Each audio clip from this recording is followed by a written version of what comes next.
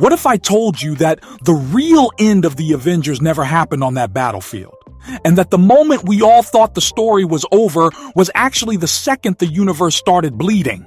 That single question kept looping in my head as I started breaking down what Avengers Doomsday could really be opening with, because everything about this beginning feels designed to quietly terrify you before you even understand why.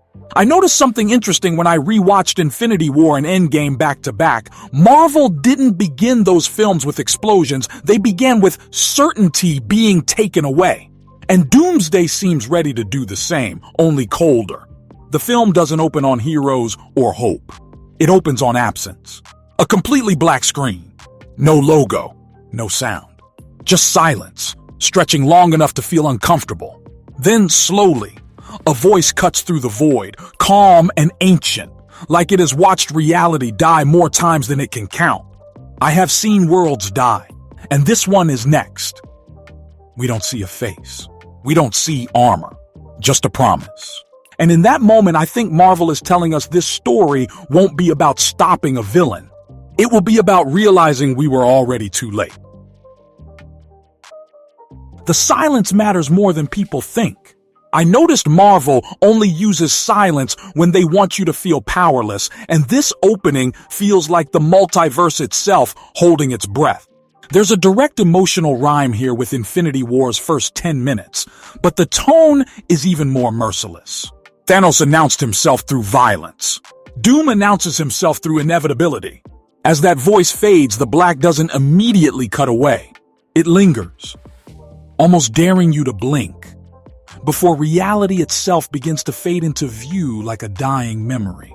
What we're seeing isn't Earth as we know it. It's a universe that already lost. Buildings are fractured at impossible angles, the sky looks bruised, and floating in the debris is something painfully familiar. A shattered Avengers logo. Not cracked. Not damaged. Completely broken apart, like it never mattered. I think that's the first quiet punch to the chest. This isn't our Avengers. This is proof that somewhere out there, they already failed. And if they could fail there, what chance do our heroes really have here? As the camera drifts through this dead reality, I noticed Marvel using visual echoes instead of exposition. There's no character explaining what happened. We're meant to feel it. We see Captain America's shield, split down the center, drifting through space like a tombstone. It's a cruel inversion of Endgame's ending, where broken symbols were signs of sacrifice and victory. Here, broken symbols mean extinction. And then finally, we see him. Dr. Doom doesn't arrive in a blast of energy or a dramatic portal. He's already standing there, as if he's always belonged in the wreckage. Armor scarred but untouched, magic faintly rippling around him like heat off concrete. Science and sorcery coexisting without effort. When he speaks, it isn't loud. Avengers protect timelines, he says, almost amused. I conquer them. That single line reframes everything. This isn't about defending reality anymore. It's about ownership. And the most chilling reveal slips in quietly. This universe's Avengers weren't defeated in a war. They were erased as an obstacle. That reveal changes how we're supposed to see Doom. I think Marvel is intentionally positioning him not as a reactionary villain, but as a consequence. Doom didn't create the multiverse's weakness. He discovered it. Endgame taught the Avengers that time could be bent without cause. Loki showed us timelines could be rewritten and pruned. Multiverse of Madness showed us incursions, worlds collapsing into each other like dying stars. Deadpool and Wolverine introduced anchor points, the terrifying idea that a single being could hold a universe together. Doom is the first character who connects all of that into one brutal conclusion. The multiverse isn't just unstable, it's exploitable. And Doom is smart enough, cruel enough, and patient enough to exploit it. I think that's why the Infinity Stones are nowhere to be seen here. They're obsolete. Raw power doesn't matter anymore. Knowledge does. Control does. Doom represents the next evolution of threat, someone who understands the system better than its creators. What really elevates this opening for me is Doom's goal, which isn't chaos for chaos' sake. I break this down as a twisted act of creation. Doom knows the multiverse is collapsing in slow motion. Incursions aren't accidents, they're symptoms. So instead of trying to save everything, he decides to curate it. He targets the strongest universes, drains their essence, their energy, their potential, and uses that to build what he believes is a perfect reality. A single timeline, a single ruler, himself. And that's why Earth 616 matters so much. Our universe isn't special because it's moral or heroic. It's special because it survived Thanos, time travel, and multiversal interference. It's resilient. It's valuable. And Doom doesn't come here to fight heroes. He comes here to harvest a crown. In that sense, he's like Tony Stark and Doctor Strange fused into a darker philosophy. If only one world can survive, it should be the one I control. The film doesn't rush into heroics after that revelation, and I love that choice. Instead of a triumphant Avengers theme, we cut to chaos already in motion. I notice the Avengers introduction is intentionally uncomfortable. No slow motion walk. No perfectly framed lineup. Just people reacting to something they don't understand. Doctor Strange feels the disturbance first, not as a vision, but as guilt. He knows this is connected to choices he made. Sam Wilson's Captain America isn't standing on a battlefield. He's coordinating evacuations, trying to be a symbol in a world that doesn't feel symbolic anymore. Thor looks heavier, quieter, like someone who's lost too many gods to believe in destiny. Hulk is intelligent, controlled, and for the first time, visibly afraid. And standing among them are new presences, the Fantastic Four and Wakandan forces, not as saviors, but as witnesses to something going wrong. When Strange finally speaks, it isn't with authority. It's with dread. This isn't another Thanos, he says. This is worse. That line only lands because we remember Infinity War. Strange was the man with the plan back then. He saw 14 million futures. Here, the implication is terrifying. There are no futures left to see. Doom doesn't threaten tomorrow. He erases the concept of it. I think that's the emotional core of this opening. The Avengers aren't facing an enemy they can outthink or outfight. They're facing a reality where winning might not exist anymore. And as the camera pulls back, showing fractures forming in the sky like cracks in glass, the message becomes clear. This story isn't asking if the Avengers can stop Doomsday. It's asking what they become when survival is the only victory left. The cracks in the sky aren't treated like a spectacle, and that's what makes them unsettling. I noticed Marvel avoids explaining them visually at first, almost like they don't want to give us the comfort of understanding. They look less like portals and more like stress fractures, as if reality itself is tired of holding together. Strange studies them, but even he doesn't open a sling ring. That hesitation matters. He knows this isn't something you travel through. It's something you endure.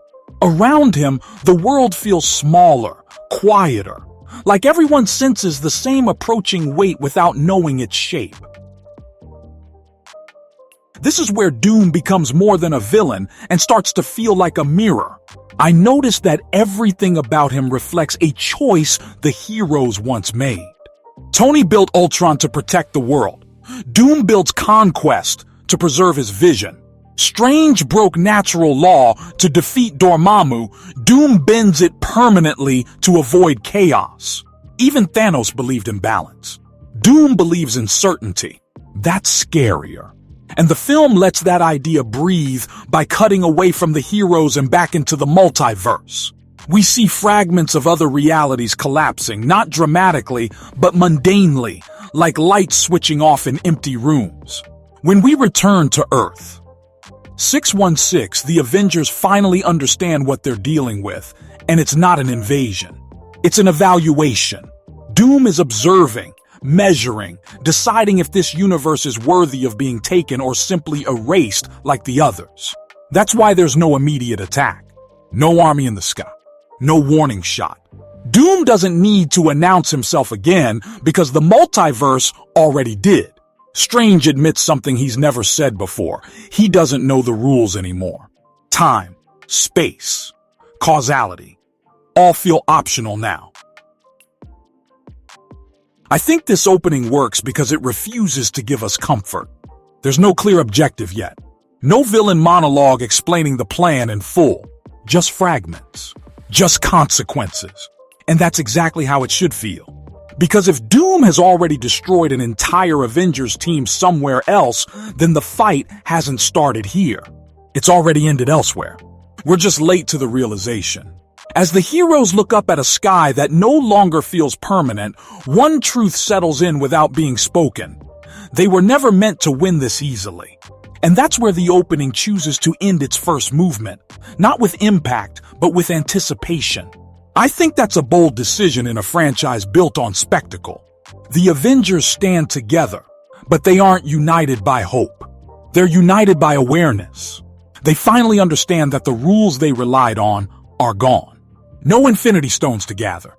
No timelines to fix. No sacrifice that guarantees victory. Just a multiverse that's already cracking and a conqueror who knows exactly where to press. The silence that follows feels deliberate, almost cruel. In that silence, I felt the same dread I felt watching Infinity War for the first time, but sharper. Back then we feared losing. Here we fear meaninglessness. If Doom can erase entire teams without consequence, what does heroism even look like anymore? That's the question this opening leaves hanging. Not answered. Not resolved. Just waiting. And as the screen slowly fades, refusing to give us relief, one thing becomes unavoidable. Whatever Doomsday truly is, it isn't coming to challenge the Avengers. It's coming to redefine them. And that realization, more than any explosion or battle, is what makes this opening feel so heavy. We aren't being invited to cheer. We're being invited to brace ourselves. Because if this is how the story begins, then the end won't be about winning at all. It will be about what's left standing when certainty finally collapses. I think that's the real warning hidden in this opening, and it's why it works. The Avengers aren't facing extinction. They're facing irrelevance. And in a universe built on legends, that might be the most terrifying fate of all. The question isn't whether they can stop what's coming. It's whether they can survive becoming something entirely different in the process. That uncertainty is where this story truly begins, quietly, mercilessly, and without offering us any comfort at all. And that silence, heavier than sound, is the real opening shock. Everything after this will only get darker. Very soon. Always. The silence doesn't last long, but the damage it does is permanent. I think that's the moment where Avengers Doomsday quietly flips its genre. This stops being a superhero movie and starts becoming a survival story. The camera finally dares to move closer to the fractures in the sky, and what we see inside them isn't a glowing portal or another universe waiting to be explored. It's debris, floating bodies, ruins, entire realities reduced to fragments, colliding like wreckage in slow motion. This is the visual confirmation of what Doom's voice promised earlier. Worlds aren't being invaded. They're being consumed. Doctor Strange watches this, and I can almost feel his realization sinking in. Incursions are no longer accidents. They're being orchestrated. Someone is forcing universes to crash into each other, then picking through what remains. That's when Strange finally says the thing no Avenger ever wants to admit out loud. He's farming realities. That line reframes Doom's goal completely. This isn't destruction. It's extraction.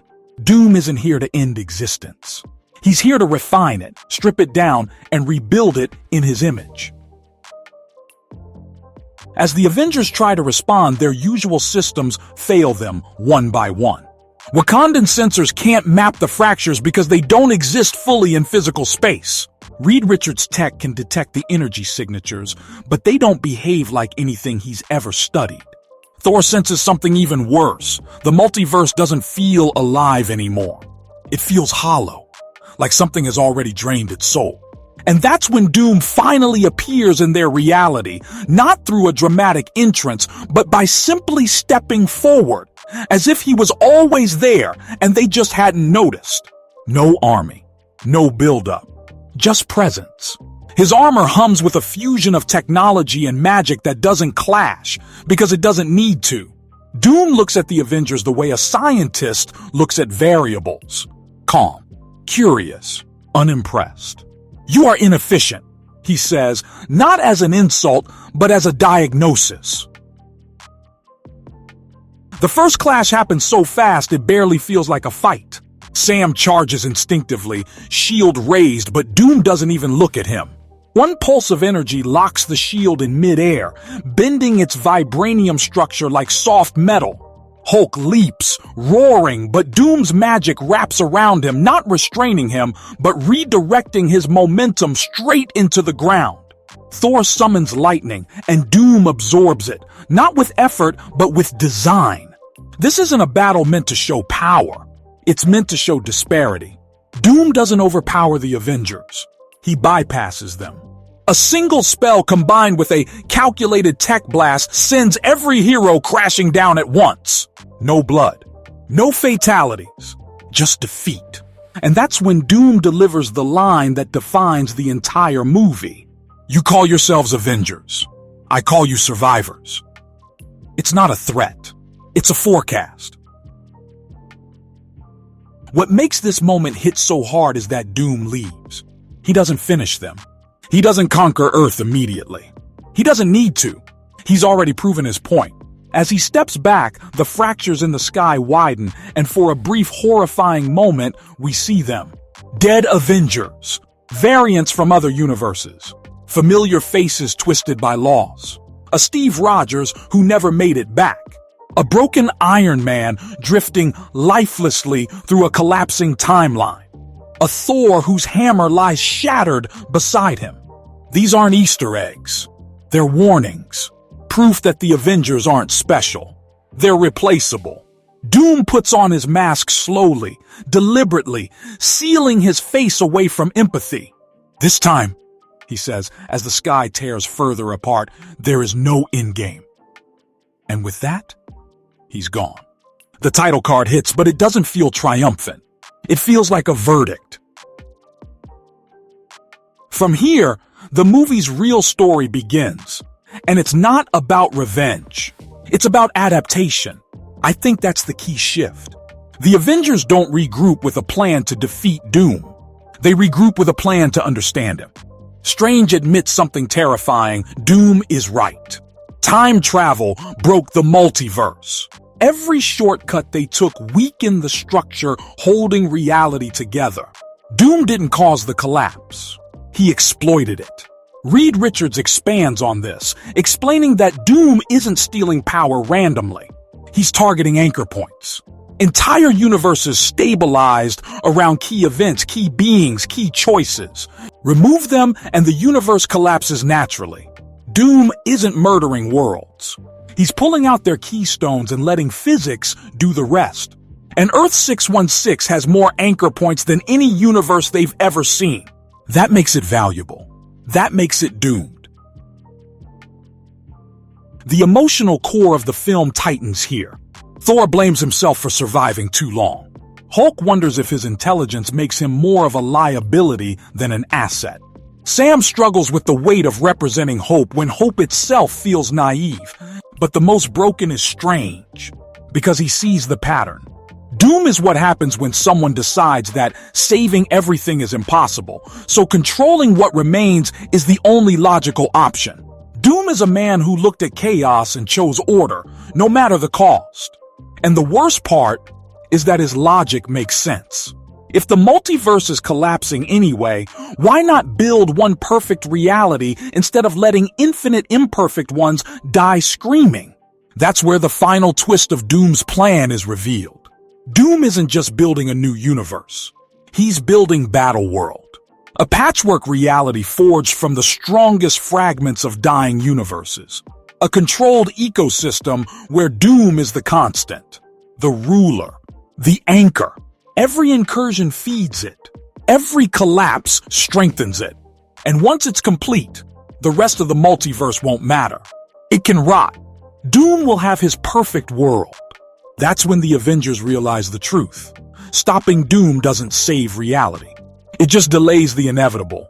To truly win, they'd have to undo Endgame itself, erase their own victory, restore the multiverse's natural flow. And that means sacrificing everything they fought for. The climax of the theory hits when Strange proposes the unthinkable.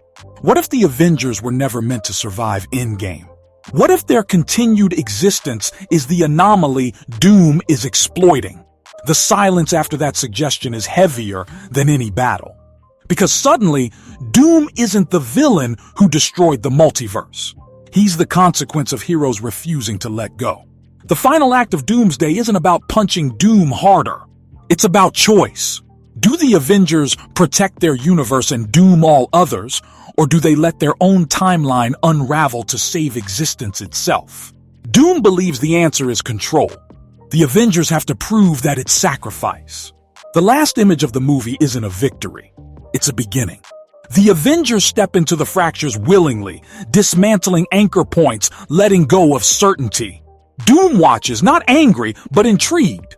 For the first time, someone has challenged his philosophy, not with force, but with defiance of logic.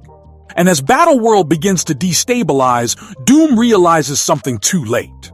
You can conquer timelines, but you can't own choice. The multiverse doesn't need a ruler. It needs balance. The film ends quietly. A rebuilt but unfamiliar reality. No grand celebration. Just survivors, changed forever. Doom isn't dead. He's displaced, waiting. Because Doomsday wasn't the end of the Avengers. It was the death of the illusion that they were invincible. And that's why this opening and this story works. It doesn't ask who wins. It asks what winning even means. If you enjoyed this breakdown, make sure to like, share, and subscribe for more deep Marvel theories and cinematic storytelling.